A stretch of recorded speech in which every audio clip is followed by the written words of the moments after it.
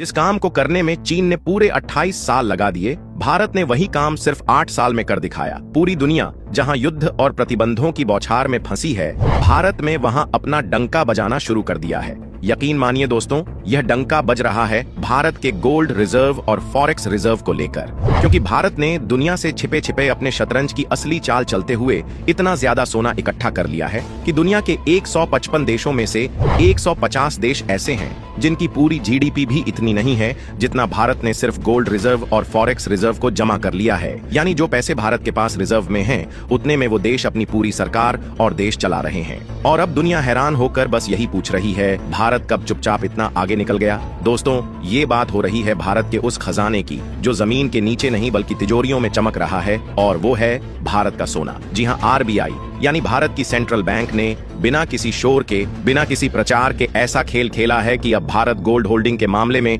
दुनिया के टॉप 10 देशों में शामिल हो चुका है। इतना ही नहीं, अब तो भारत सीधे 7वें नंबर पर आ गया है। और ये हम नहीं कह रहे, ये कह रही है खुद आरबीआई की ऑफिशियल रिपोर्ट।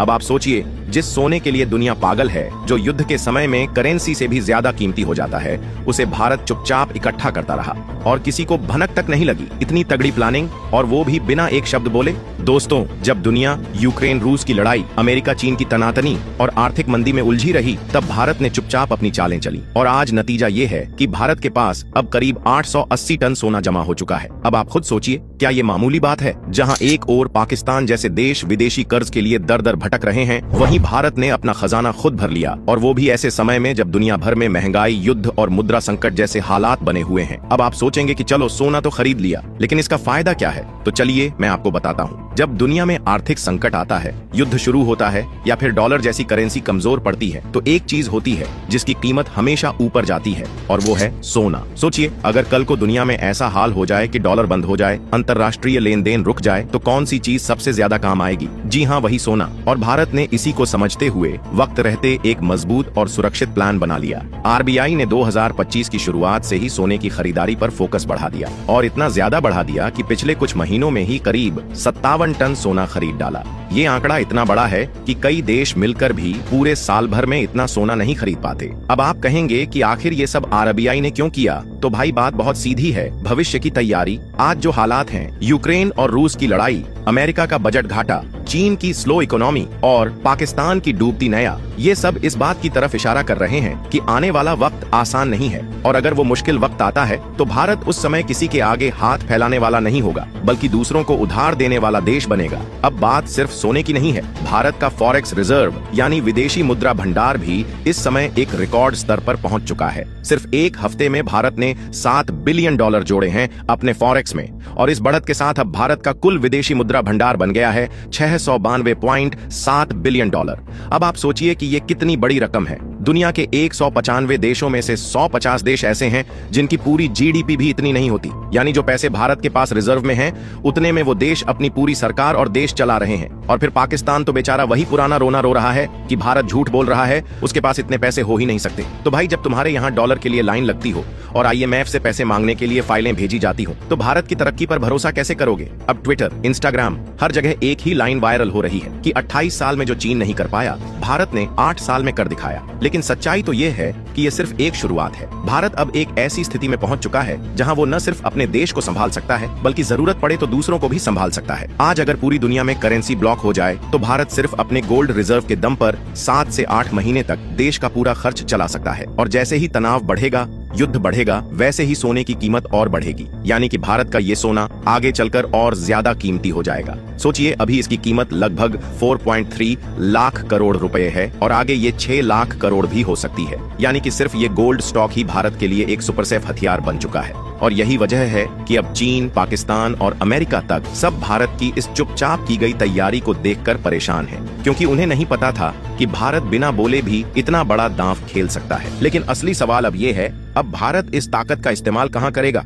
क्योंकि सिर्फ तिजोरी भर लेना काफी नहीं होता। असली खेल तब शुरू होता है जब उस तिजोरी में रखे हुए खजाने से पूरी दुनिया की चालें बदली जाएं। और भारत अब उसी मोड़ पर खड़ा है। अब तक आपने देखा कि अमेरिका और यूरोप के पास एक बहुत बड़ी ताकत रही, डॉलर और यूरो का वर्चस्व।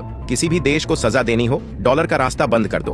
किसी देश की अर्थव्यवस्था को गिराना हो, डॉलर में लेन देन रोक दो। लेकिन भारत अब इस पर निर्भर नहीं रहना चाहता और भारत ने जो गोल्ड और फॉरेक्स का पहाड़ खड़ा किया है वो इसी दिशा में पहला मजबूत कदम है। भारत अब कई देशों के साथ ऐसे समझौते कर रहा है जहां डॉलर की जगह रुपए या सोना लिया जा सके। पहले ये सब नामुमकिन लगता था, लेकिन अब जब भारत के पास 880 टन से ज्यादा सोना और करीब 693 बिलियन डॉलर का फॉरेक्स रिजर्व है तो भारत किसी पर निर्भर नहीं है। भारत अब सिर्फ अपनी अर्थव्यवस्था की बात नहीं कर रहा, वो अब उन देशों की भी चिंता कर रहा है जो दशकों से डॉलर और यूरो की गुलामी झेलते आए हैं, जैसे कि श्रीलंका, बांग्लादेश, अफ्रीका के कई देश और लैटिन अमेरिका के छोटे राष्ट्र। भारत चाहता है कि इन सभी देशों के बीच एक नया लेन देन सिस्टम बने जिसमें ना तो अमेरिका की दखल हो और ना ही यूरोप की शर्तें। और इसमें सबसे बड़ी भूमिका होगी भारत के गोल्ड रिजर्व की। एक और बड़ी दिशा में भारत काम कर रहा है और वो है डिजिटल लेन देन की दुनिया। अब सोने को सिर्फ तिजोरी में रखने का जमाना नहीं है। भारत अब इस गोल्ड का इस्तेमाल करके एक डिजिटल गोल्ड बैंकिंग सिस्टम बनाना चाहता है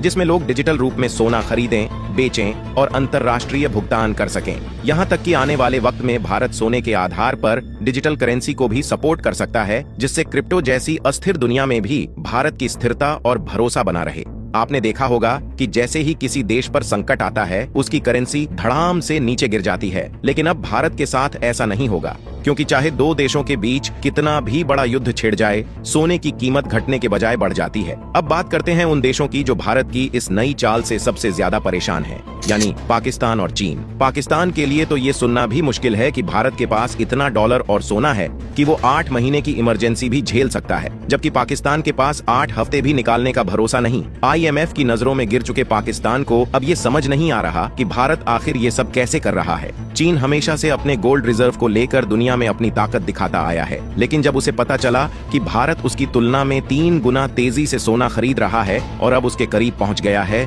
तो चीन भी हैरान है। चीन जानता है कि भारत अब उसकी सबसे बड़ी चुनौती बनता जा रहा है, सिर्फ सीमा पर नहीं बल्कि बैंकिंग और करेंसी की दुनिया में भी। तो दोस्तों, अब जब भारत के पास इतना सोना और विदेशी मुद्रा जमा हो चुका है तो आप बताइए, क्या वाकई भारत फिर से सोने की चिड़िया बनने की ओर बढ़ रहा है? क्या ये तैयारी हमें आने वाले बड़े खतरों से बचा सकती है? अपनी राय हमें कमेंट करके जरूर बताइएगा। धन्यवाद।